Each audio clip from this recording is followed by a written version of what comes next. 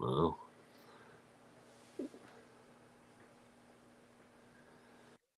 Good evening, everybody. Welcome back to Organically Blunt. I am Jay Blaze, your host. And this evening, I have the pleasure and the opportunity not only to dive into a subject that is great for all of us, but also introduce Mike from the analytic company called Manitou Analytics. So, welcome to the show, Mike. Hey, how's it going? Thanks for having me on. This is pretty cool. Definitely. So, I wanted to dive into things with you, but before we get into things too deep here, we're going to dive into some questions about you as a. I want to kind of dive into how you got into the position you're into for testing cannabis and stuff. What made you decide to get into testing cannabis and all the levels that make it safe for consumption? Well, I don't know. I've always been a chemistry nut and in love with the plants and flowers and stuff. And this, oh, when I was doing some backyard growing and stuff, and I wanted to find out some of my own for my own ideas and stuff, I would have issues with running in and trying to get something at commercial labs done. They didn't want to mess around with backyard rec or caregiver or anything like that. Plus my own knowledge and stuff, and I seen that a lot of the groups of caregivers and stuff, they don't have a lot of options out there other than just crazy extreme cost and long waits and stuff. So I decided to go around and start doing some events and giving opportunities to people out there for some of my testing services. And it's just kind of like blown up from there as far as going. I mean, I've been traveling all through the country and stuff with the equipment and getting good responses on everything from greenhorns to cultivars that have. I mean, they got some really decent size units going out there, and being able to give people other options.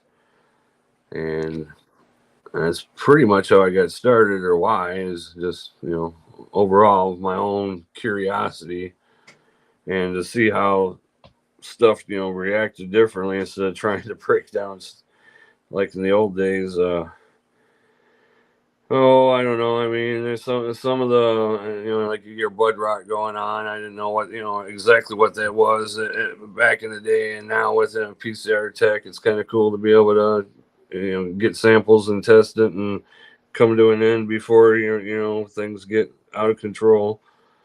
Uh, I'm always wanting to get the doing studies on the organic soil grows and doing soil plugs and trying to get my mix right and seeing how many seasons I can get out of some of my soil and being able to do readings on some micro and macro units and then like the leaf sap, somebody turned me on to that technology. I don't know, probably 8 months ago, and I thought that was really nifty and actually be able to use your leaf sap technology to see if your plant's actually getting its proper nutrients or the nutrient level that you want when you're you know trying to adjust for something. Well, it'd be more for like the indoor guys, but for outdoor, it's easier for me just to run a nitrogen leaf sap to see if my plant's having a nitrogen issue or not.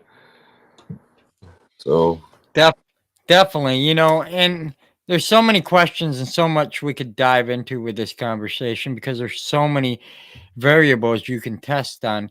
But, what are some of the common variables that people test for when they come to you to use your services? Like, is there like a standardized package that most people go with versus something that might be more in depth?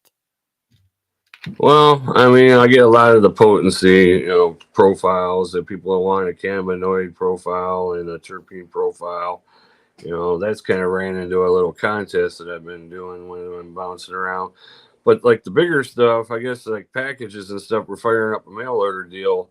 But it would be the fungal virus combination panels instead of trying to guess what you got going on in your room or whatnot. And the latest where you can for guys that are doing seeds, that's becoming popular, and inquiries are really coming up on where you can scan your seeds, like 1 gram of seeds, and I can tell you if hoplatin got transferred over. We can do Wow. fungal viral panel screens like that, and it's real economical. You do the 16 panel screen instead of paying for individual. You know what I mean? Instead of just shooting it, if somebody wanted to see what it's just hoplatin and Sephoria or something, it's you save a lot of money doing those panels. And then with the seeds, at least you know that your batch of seeds that you produced and stuff didn't have anything transferred through. So that's a real new technology there. Well, I mean, the units that you use is not new, but as far as the coding sequences was something new it's only been out for a little while. It's kind of nifty. Now, But can that overall, it's mainly everybody's wanting to keep an eye on it. They want their cannabinoid profile, so when they're trying to see what CBG plant, or they're when they're pheno hunting, those are pretty much the real popular stuff. So sure? is the profile with the terpene and the cannabinoid. You know, That's amazing. depending on what time of year, soil plugs. You know, you don't want to know what if you got heavy metals or whatever in your soil and what your soil balance is. But when you start out with, when you're mixing different oh, combinations, I guess when you're trying to build your own. That's usually pretty heavy in the springtime. The sexing is pretty heavy when everybody's popping a bunch of regular seeds and they're wanting to know their males and females, and with the new that even though that's something, even the technology has gotten better on that even now with the PCR machines. So that's Definitely. pretty popular in the springtime. Wow, that it's so amazing. I remember being at a Gyms and Genetics event, and my buddy Andy, smoking Stork's Genetics, he came and got one of his tested with you, and he was shocked at how high his potency was. He was expecting a lot less, and I remember the results were like the same day. It wasn't like something that you had to wait for. It was pretty impressive how you did that, and you know you say you've been on tour. What made you decide to go on the road with this? And what has been some of your favorite stops so far? Oh man.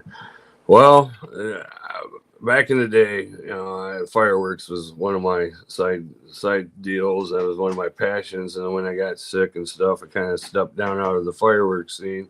And I've always been in 420 and 420 activist, and I missed being on the road. And it was just like, hey, I got the equipment, and let's just go out there and see what interest is. And then it turned into, well, I mean, I became a caregiver in Missouri and stuff. Missouri was like an up and coming state, and went down and visited family and started doing a couple events down there, and then it just kind of like grew.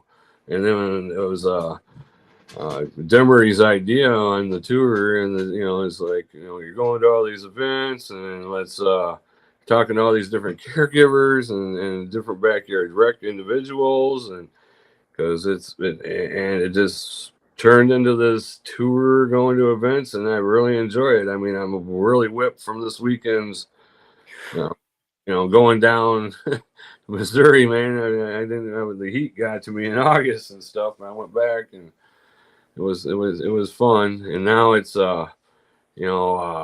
expanded out to like going to be going to Minnesota, and Wow. the Tennessee, and everybody with the terp contest or terp tour. It don't matter if it's hemp related or not. I mean, a hemp, some of I've seen some terpy, I guess you could classify it as hemp because of whatever readings on, like the OP might be 3%, but whatever. But the individuals are going for that quality flavor and the entourage effects, and so when you're in the states, it's heavy hemp related. It's still kind of nice to be able to talk to other caregivers, other growers, and get their interest in how they want their flower to taste, and it snowballed into Definitely. a really cool community, just going all over the place, having a good time at all the different events and talking to all these different like breeders and growers and Missouri, the people there compared to Michigan, I guess we call us a bunch of hash heads. We like our outdoor sun grown. Down there, they're more like they're like they like my backyard. You know, I mean, I got a few plants going. You know, down there they might have 6 individual that they're just like babying, trying to get this ultimate grow out of them, and it's different between the states, but overall it's really cool. I mean, it's being able to help and give them ideas, or what, you run a test and they're like, oh, okay, looking for certain items and stuff, and some of them got some pretty Definitely. wild ideas, man. You know what I mean? They do a lot of light Oh, I dust down. bet. You know what I mean? They start Yeah, down there like in March, and then it's crazy, and then they have an outdoor hoop house, and then they'll get like two grow cycles, and they will experiment with their first initial run, and then they'll grow the same plant in the same soil in the same condition. You know what I mean? On a different stage, they might change a little bit of their teas that they're adding to their. You know what I mean? And then they'll run another test afterwards, so they'll get and they compare the two. And I've watched this over. Oh my gosh, we started the tour in November, but I've basically watched it for almost a year of how everybody has been using their information and experimenting. You know what I mean? definitely. To get a better quality, better tasting, better medicine. You know what I mean? It's really cool to see that. And Sure. between all the states. So eh, It dives me into a couple questions that I do have, and I'm sure that even the audience is probably thinking some of the things I am. You know, you being able to be exposed to testing so much flower from so many different legal states and other states that have recreational growing and medical growing, you're getting the chance to be exposed to a lot of patterns. So, what would you say has been one of the most popular terpenes this past year of touring that you've done? oh man, a lot of, I would say, like the GMO crosses are high. Okay. Been seeing that all over. It doesn't matter who somebody's crossing a GMO with a just something as we'll go with Girl Scout cookie or whatever. But that's been one of the super ones that everybody's been really trying to work with. There's been, I mean, once the cat got out of the bag on like blueberries and berries and stuff, because it's when it comes to the contest, some of those guys, I mean, you got 12, 14. Some of those berries got 14 different terpenes that combine to make that strain, and everybody's just. But yeah, GMO crosses have been really, really popular. The usually the 3%, the high 3% are like wedding cakes. You know what I mean? And those have been kind of popular. Uh, Now there's somebody that's got he's got this autoflower that he runs 120 days, and it's a diesel autoflower that has really amazed me, and it's stayed consistent for the last 6 months now. Wow. It just, I don't know, 8 months now, since November. Yeah, we're at 8 months now, and he's running those things at 120, and it stayed at a consistent terpene level for an autoflower. Even I was just amazed on that. But overall, yeah, GMOs are big hitters. I mean, you cross them, and they always seem to come out high. It always seems to come out high on oh, what is it? I call it pressing the gooey stuff, but I Uh, mean, I've seen that too, and keeps yep. the terp stable. You know what I mean? Yep. On a solid let's run, I guess it would be the term. So Sure. That's impressive though for an autoflower because Oh pretty yeah. much you're guaranteed. You're not always guaranteed something's the same with them, and they do their own thing. So it's like to have the consistency. Not only does that mean that the guy has it down packed, but whoever the breeder is has got their genetics to a It, T. I I will I will talk to them about saying something public on it because I mean, really, that's basically how those individuals have been doing, and it has been coming out. A lot of that stuff has been consistent. You know what I mean? But he's Wow. like I said, he runs them 120 days instead of just 90 or whatever. He just and I do believe it is the same breeder. You know what I mean? Where he gets the seeds from, the same group of people that are experimenting. That's impressive. So Definitely. So, and I bounce, like I said prior to the show, I bounce around with questions. Sometimes I even just well, go off the top of my head. you're- So don't bear with me here. that's great. That's great because that's the way I am. Yeah. So let's say, I want to answer the question that I know a lot of these other people are probably thinking too. They're growing great products. They're thinking, oh, I'm just a little home grower. But then how affordable can this be? And you say you're going to do a mail order thing. So my question really is, what would be required for them to be able to do this type of process to get the results that you've talked about? Well, if you're talking like the every all the tests are different costs, but everything is affordable. I mean, like the 16 Sure. panel test to be around 180, and you would get 16 panel screen, and I mean that's pretty good cost savings over trying to guess at a bunch of individual tests. It includes the hop latents. I mean, there's all that type of stuff. Now, potency and terpene profiles are running around 50 for a complete COA on that, up to 19 panel. Leaf sap, I think. My notes. Leaf sap analysis are probably like around $25, but Okay. with the leaf sap and stuff, it includes two. So you got a baseline reading, and then you can see where you're going. And if you need to do your adjustments on your teas or soils or whatever on your uptake, you still get a second test. Okay. Uh, if you're doing fungal tests and all that one there, and that's not a repeat test, and the soil's not repeat. Uh, Potency tests and stuff like that, we can work, talk about doing repeats on those for the same cost, depending on what you're looking for. Uh, um, I don't know. I can't even escalate on cost, but No, no, no, that's overall, fine. Yeah, gave us a if ballpark. overall you're saving over 80% if you could get a lab to even get your stuff in. You know what I mean? Yeah. Right.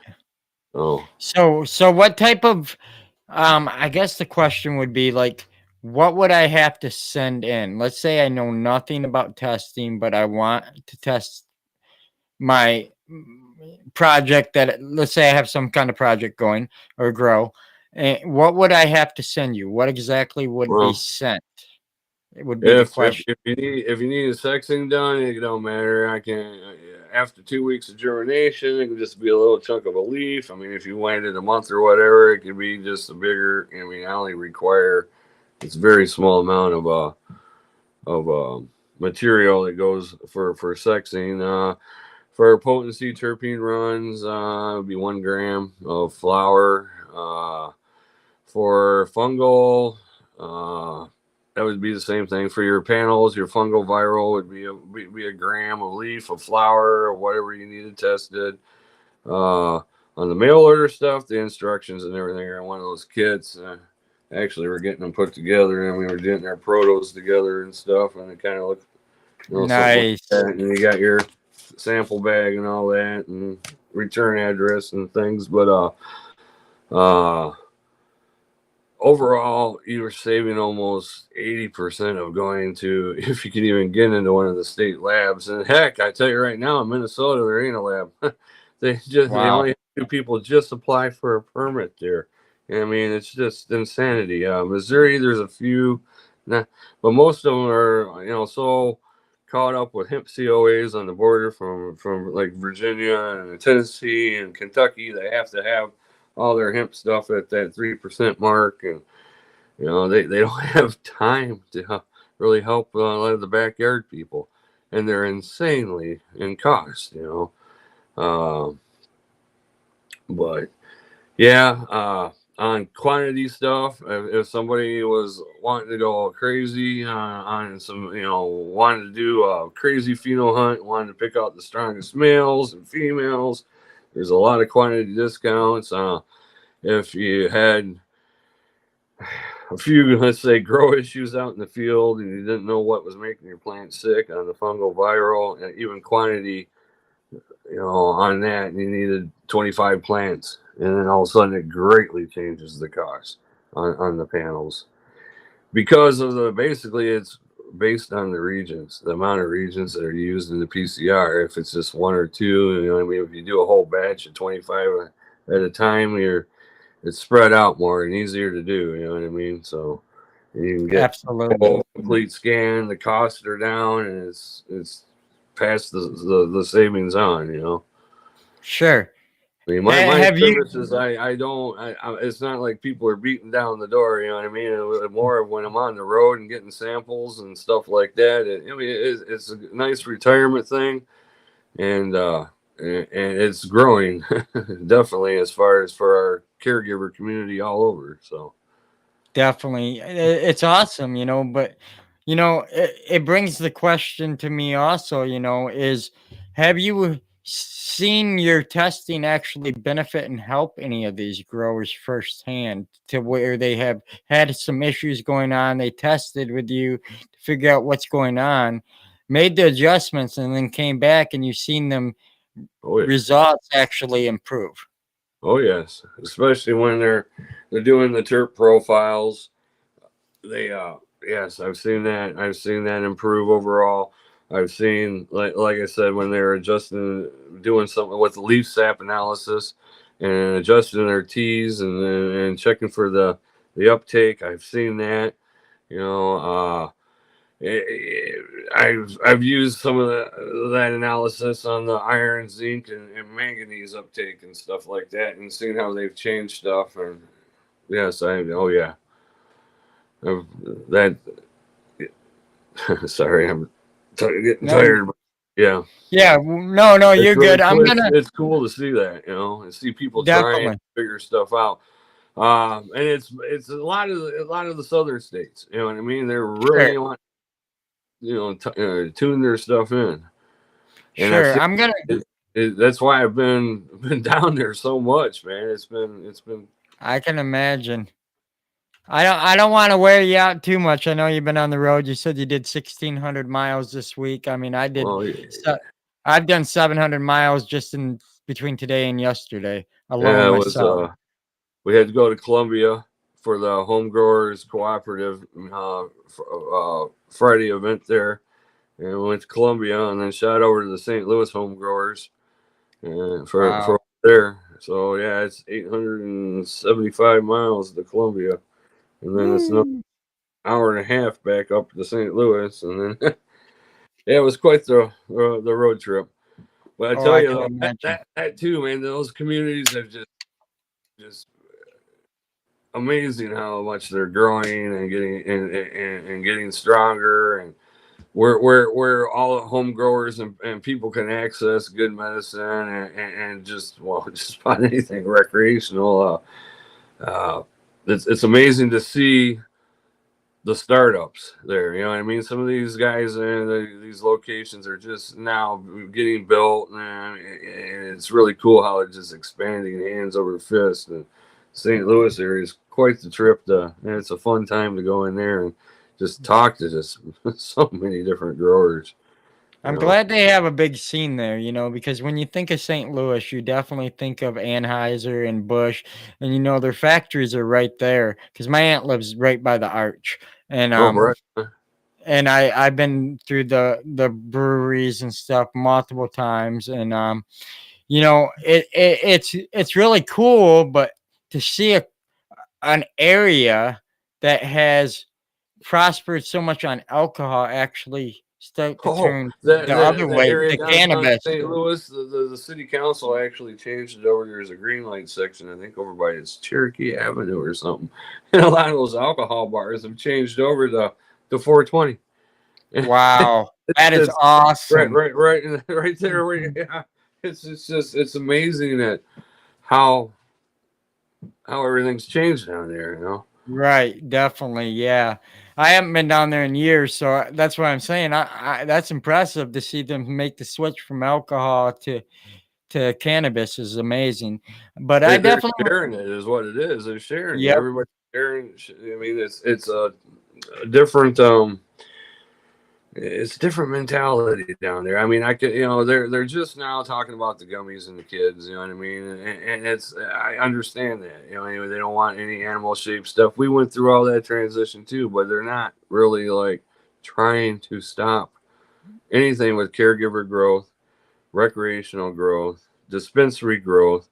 I know the people really get upset at the MSOs, and they're trying to. I mean, they don't have a lot of MSOs. I mean, they're trying to get in there, but the communities, Right. fighting back. And there's a lot of craft guilds, lots of many craft guilds of people together and discussing how to grow.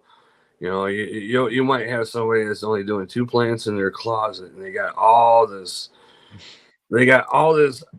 information and community. They can just go out and go, hey, I'm doing this wrong, or what's going on, or can you explain, why this is going, or why does my leaf look like this, or just even like the bug seed. I mean, everybody's, they all.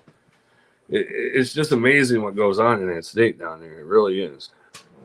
Man, that's amazing. That's so cool. Yeah, I hope to make some traveling with the show eventually here in the near future happen. I'm Well, hoping. I would say when you get a chance, and go on and go with me and check out some of these places. You know what I mean? Hang out. We'll get hang out. We'll get an extra hotel room or whatever, and just you will be mind boggled at Oh, I how. bet. I mean, I remember when I was younger on the road and 420 back in the day, compared, and canvassing for normal in California back in the day in '90s, and how stuff has changed, man. I tell you, I never thought in my lifetime I'd see, clones on the street at a festival, man. You know what I mean? It's just like, okay, boy, have times changed. But then be able to see stuff again, because like when I did my hippie tour on the road after I got out of the Navy and stuff. And I got to see from the late '80s, the early '90s, and then come back home to Michigan. Oh, there goes my speaking with my quad bypass notes. But I got to see how now it's changing, and I get to see how some of the asshole states have changed. I mean, there's still a lot of things, but it's really the communities are coming together in each of the states, and it's changing for the better, faster. Definitely. If it goes Schedule 3 or anything like that, hopefully they get their heads out of their butt and just drop and deschedule it. But we'll see even a different change. But the people stick together in the other states. You know what I mean? The caregivers, they they speak out a lot. Sure. So Sure. Sure, definitely. I have three more questions I want to ask you before I get you off here because I don't want to keep you too long tonight. I know you're tired, and I don't want you to take too much time from your family. I want you to be able to unwind here for the evening. um, But my first question is we kind of like to ask everybody is do you remember back to the first time you tried cannabis, and where did you get it from? We like to ask all our guests this question. I know it can be a walk down memory lanes for some of y'all, but family. Family. yeah. Yeah, family. I was probably wow. Well, I got my butt. I got my butt beat when I was like 14 when I dropped some seeds in the flower garden. My mom knew what that was, but Oh, Probably oh yeah, it was probably 12, 13 at the time, and family, and trying stuff out, and some friends and whatnot. And hell, I mean, the first time you didn't really get stoned, you know what I mean? It was brickweed or whatever. But I remember that going, yeah, okay, whatever. You know, I mean, and by the end of the night, after trying it a few more times, I was like, whoa, okay. But yeah, that was a holy shit, man. I mean, that's you're talking a long time ago. hey, that's all right.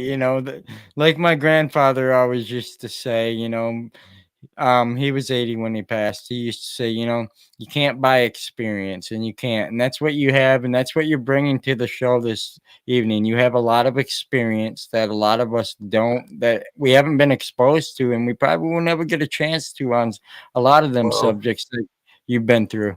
everybody's just got to remember to keep on fighting. That was always there was plants and the love of it, and I got into the politics growing up. I mean, I was a normal member and like '83 back in Flint, normal.